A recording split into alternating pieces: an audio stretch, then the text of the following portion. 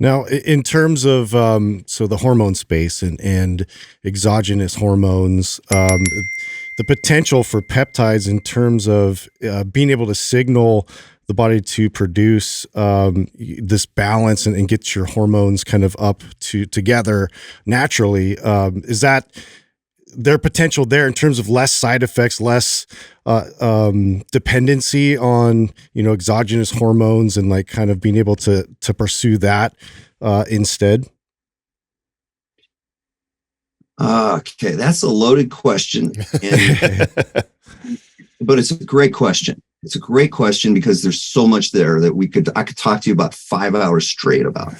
So let's just jump in and say, okay, hormone supplementation tends to always be super physiologic. So I don't care what anybody tells you. I don't care what anybody says out there. It is a fact, and it's difficult to monitor and keep. If you are supplementing with some type of androgen or hormone, it's very hard to number one, to keep it in a physiologic range for the most part, because the patient or the person always wants more, right? Especially in muscle building and so forth. Mm-hmm. But I'll tell you, and let me back up and say that peptides, depending on what you're trying to help the cell work with, and that is typically efficiencies. Efficiencies are in mitochondria, nucleus, DNA, transcription, all these things that we do to make a cell smarter and better. Well, that leads to improved testosterone production, improved growth hormone production, improved IGF-1 production, all the things that are important in particular in what you're potentially interested in muscle building and recovery and restoration of function after training. It comes down to really efficiencies of the cell. So I can see people that have come in and say, hey, doc, I've got low T. I mean, I hear that all the time. And they could be their mid 30s, they could be 40s, 50s, but there's so many things that can be leading to that low testosterone that may not even low testosterone may not be an indicator that they're having these problems with fatigue and recovery and all the things that go along with that open-ended subject. That's tremendous, right? That's huge. Mm-hmm. What I'm trying to say is you got to look at this from a really broad perspective of, look, you can take numbers. If you're dealing with a number, then you're done.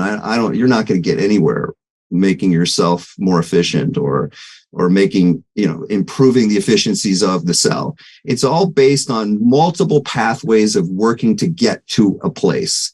That has to do with improving acid-base metabolism of the cell, has to do with improving the microbiome of the body, has to do with the circadian rhythms of your sleep. I mean, there's so many of these factors, I'm sure you guys are all aware of it, that come into play with recovery and restoration of function. They have everything to do with the diurnal patterns of testosterone production, estrogen, progesterone, prolactin. I mean, all of these things, and the master hormone, growth hormone. And that tends to be, if we're on the peptide side of things, that tends to be one of the areas that we really focus on first because of so much of the knowledge of what happens to endogenous growth hormone production. Endogenous meaning the anterior pituitary producing your growth hormone. And it cycles it anywhere from 3 to 9 times a day. Its interval pulses are 3 hours apart. It's all about how can I influence that master hormone potentially in being an influencer on other things like downstream IGF-1, on testosterone production, on other hormones. And, that has to do with age. It has to do with environmental factors. It has to do with stress, all kinds of things. So those are approaches that can be taken, and more specifically in elderly individuals, when you reach the 40, 50 years of age, I mean, at 50 years of age, you're producing almost less than half of the growth hormone you did in your 25 to 30 range. That's a significant amount of growth hormone where the anterior pituitary is absolutely able to mechanically produce growth hormone into your hundreds. And it's all about understanding what happens during life to influence that production. So if you can keep physiologic production of some of these hormones that peptides influence. So we're talking about hormones now. We can talk about enzymes. We can talk about DNA transcription. We can talk about RNA transcription. We can talk about any of these things of what these peptides can do to not manipulate, but influence a cell and how it decides, to produce, like in your testicles, to produce testosterone. I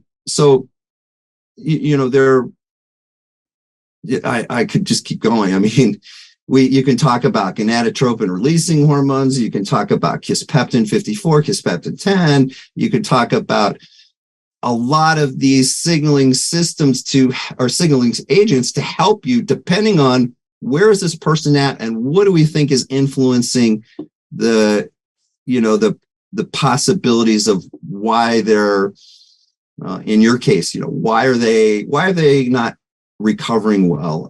Why are they fatigued? Why are they tired? Why are they, they're training, they're doing all these things they're supposed to be doing. Why are we not reaching any of these levels? Why are we not getting the fat loss we want to see?